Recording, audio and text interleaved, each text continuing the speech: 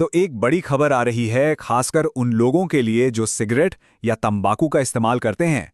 भारत में सिगरेट, गुटखा और ऐसी ही चीजें काफी महंगी होने वाली हैं। ऐसा इसलिए क्योंकि सरकार एक नया टैक्स लगा रही है। तो चलिए आज इस पूरी कहानी को समझते हैं कि आखिर ये टैक्स है क्या, इसे क्यों लगाया जा रहा है और इसका हम सब पर क्या असर पड़ने वाला है। तो खबर यह है कि सरकार ने एक फैसला लिया है। 1 फरवरी 2026 से तंबाकू से जुड़े सभी प्रोडक्ट्स पर 40% का एक एक्स्ट्रा सेस यानी कि उपकर लगाया जाएगा। इसका सीधा सीधा मतलब यह है कि सिगरेट से लेकर गुटखा तक सब कुछ महंगा हो जाएगा। तो सवाल ये उठता है कि ये नया 40% का टैक्स आखिर काम कैसे करेगा। चलिए अब जरा इसे और गहराई से समझते हैं। देखिए, अभी तक जो सिस्टम था उसमें जीएसटी के साथ एक जीएसटी कॉम्पनसेशन सेस लगता था, लेकिन अब वो चीज़ खत्म हो रही है। उसकी जगह एक बिल्कुल नई व्यवस्था आ रही है। इसमें जीएसटी तो रहेगा ही, साथ में सेंट्रल एक्साइज ड्यूटी और ये नया 40% का सेस भी जुड़ जाएगा। मतलब टैक्स का पूरा ढांचा ही बदल रहा है। और यहाँ एक दिलचस्प बात यह है कि टैक्स हर सिगरेट पर एक जैसा नहीं होगा। ये सिगरेट के साइज और उसके टाइप पर निर्भर करेगा। जैसे अगर 1000 छोटी बिना फिल्टर वाली सिगरेट हैं तो उन पर करीब 2050 रुपये का शुल्क लगेगा। वहीं जो महंगी और लंबी सिगरेट होती हैं उन पर यह शुल्क बढ़कर 8500 रुपये तक पहुंच सकता है। और हाँ, ये सिर्फ सिगरेट की बात नहीं है। सिगरेट और पान मसाले पर तो 40% का उपकर लगेगा, लेकिन बीड़ी पर 18% का उपकर लगाया जाएगा। इसके अलावा चबाने वाला तंबाकू जैसे गुटखा, जर्दा और हुक्का, ये सब भी इस नए टैक्स के दायरे में आ रहे हैं।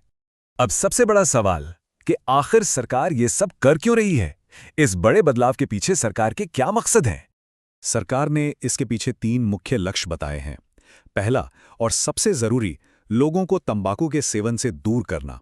दूसरा, टैक्स का बोझ इतना भी न बढ़ जाए कि बहुत ज्यादा महंगाई दिखे, इसलिए उसे स्थिर रखने की कोशिश करना। और तीसरा, इस टैक्स से जो पैसा आएगा उसे देश की खास जरूरतों पर खर्च करना। और ये पैसा जाएगा कहां? तो सरकार ने साफ किया है कि इस सेस से जो भी कमाई होगी उसे खास तौर पर 2 जगहों पर इस्तेमाल किया जाएगा। पहला, देश के हेल्थ केयर सिस्टम को बेहतर बनाने के लिए, और दूसरा, देश की सुरक्षा और रक्षा के खर्चों के लिए। मतलब एक तरह से इसे सिन टैक्स कहा जा सकता है, जिससे सामाजिक भलाई के काम किए जाएंगे। तो चलिए अब बात करते हैं जमीनी हकीकत की। इस पॉलिसी का आम लोगों और बड़ी बड़ी कंपनियों पर असल में क्या असर पड़ेगा? इसको एक सीधे साधे उदाहरण से समझिए। मान लीजिए कोई सिगरेट जो पहले 18 रुपए में मिलती थी, अब उसकी कीमत बढ़कर करीब 22 रुपए हो जाएगी।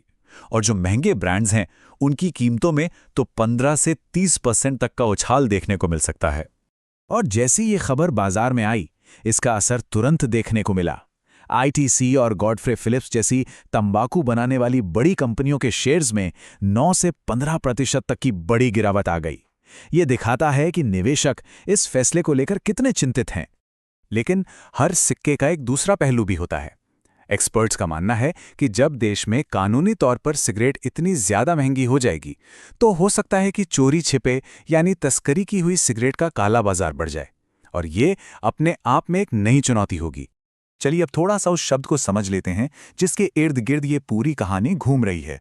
उपकर यानी कि सेस। तो ये उपकर या सेस आखिर होता क्या है? बहुत ही आसान भाषा में कहें तो ये टैक्स के ऊपर लगने वाला टैक्स है। और इसकी सबसे खास बात यह होती है कि इससे जमा हुआ पैसा सिर्फ और सिर्फ उसी काम पर खर्च हो सकता है जिसके लिए इसे लगाया गया है। एक नॉर्मल टैक्स और सेस में कुछ बड़े फर्क होते हैं।